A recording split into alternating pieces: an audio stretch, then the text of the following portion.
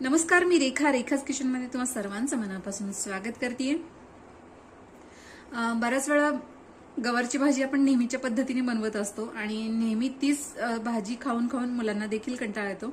So आज आपण बघणार आहोत गवार बटाटा अशी चमचमीत भाजी, अगदी झटपट तयार होणारी। तुम्ही मुलांना देखील देऊ शकता टिफिनमध्ये किंवा ऑफिस टिफिनमध्ये देखील देऊ शकता। सो अशी ही चमचमीत भाजी कशी बनवायची आहे यासाठी आपल्याला साहित्य काय लागणार आहे, चला तर मग बघून घेऊया। सो यासाठी आपल्याला लागणार आहे गवार। तर गवार मी इथे स्वच्छ धुवून अशा पद्धतीने कट करून घेतलेले आहे।